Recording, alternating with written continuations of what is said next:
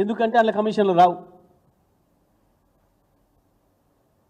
రైతు బంధులో కమిషన్ రాదు, రైతు రుణమాఫీలో కమిషన్ రాదు, మహిళలకు 2500 ఇస్తే కమిషన్ రాదు, స్కూల్ పిల్లలకు ఫీజులు పంపిస్తే అలా భోజనానికి డబ్బులు పంపిస్తే కమిషన్ రాదు, ఆటో కార్మికులకు 12,000 ఇస్తే కమిషన్ రాదు, వ్యవసాయ కూలీలకు 12,000 ఇస్తే కమిషన్ రాదు. కానీ మూసీ ప్రాజెక్టులో వస్తుంది. అది నీ ప్రయారిటీ.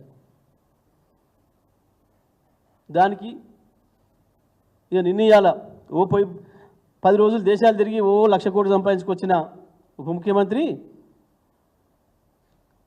తగుదునమ్మా అని చెప్పి తందానాన్ని మొదలుపెట్టిండి. నేను రాగానే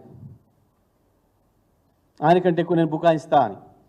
మీ బుకాయింపులు ఇవి ఎవరిని భయపెట్టియలేవు, గుర్తుపెట్టుకోండి. ఇంకొక పక్క ప్రజలు మాట్లాడితే, ప్రజలు ప్రశ్నిస్తే దాన్ని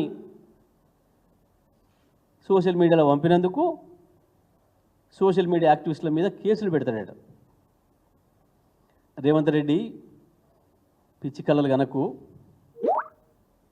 చాలామంది నియంతలు పోయినరు ఈ ప్రపంచంలో.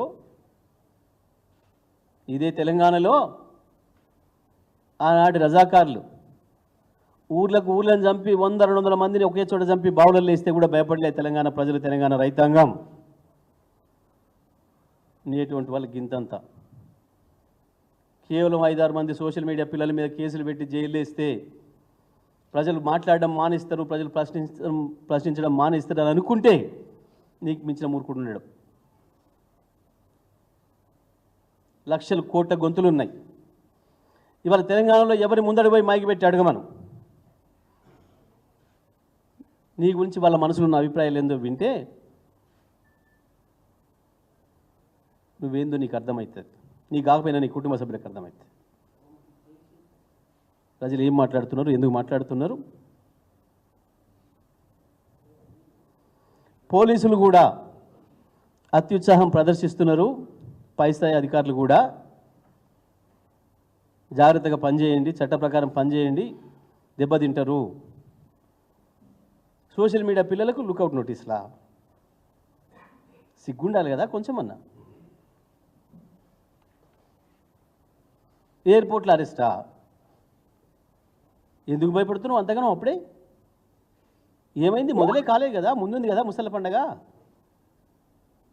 ఎందుకు వణికిపోతున్నావు రేవంత్ రెడ్డి? అప్పుడే ఒక 5-6 సోషల్ మీడియా పిల్లల్ని భయపెట్టియంగానే ఈ ప్రపంచం ప్రశ్నించడం మానేస్తుందా? ఆపగలుగుతావా? ఏ ప్రచారాలు లేనాడు, ఏ ప్రసార మాధ్యమాలు లేనాడు ఉత్తరం రాసి పంపడానికి కూడా చదువురాని కాలం నాడు గప్పుడే భయపడలే మానవజాతి తిరుగుబాటు చేయడానికి. ఇది పెద్ద నియంత్రణని ఖతం చేసింది. ఈ తెలంగాణకు ఇంకా అంతకంటే గొప్ప చరిత్ర ఉంది. ఏ చదువురాని రైతాంగమే అద్భుతమైన ఆయుధాలు పట్టి నేతృత్వాన్ని ఖతం చేసింది. నువ్వేందో నీకు తాబేదారులైన పోలీసు అధికారులు ఒకరిద్దరు నువ్వు చెప్పింది ఆడుతున్నారు, చట్టాన్ని వ్యతిరేకంగా అని చెప్పి నువ్వు అనుకుంటున్నావు. కానీ అది కూడా ఆపలేవు. నువ్వు ఎన్ని బొంకినా, నువ్వు ఎన్ని బుకాయింపులు చేసినా, మూసి పేరు మీద నువ్వు ప్రజలకు ఏదైతే ద్రోహం పెట్టినవో ప్రజల ఇండ్లు కూలగొట్టడానికి, వాళ్ళ బతుకుల్ని నాశనం చేసి నువ్వు డబ్బులు దండుకోవడానికి ప్రయత్నం చేస్తున్నావో అది ఎట్టి పరిస్థితుల్లో కూడా జరగనియదు తెలంగాణ సమాజం. తప్పకుండా వాళ్ళ ఎమ్మటి బీఆర్ఎస్ పార్టీ ఉంది, కేసీఆర్ ఉన్నాడు, వాళ్ళని కాపాడుకుంటాం. మీ బండారం బయట పెడతాం, ప్రజల్లో మిమ్మల్ని దోషులుగా నిలబెడతాం. తప్పకుండా న్యాయాన్ని గెలిపించుకొని తీరుతాం.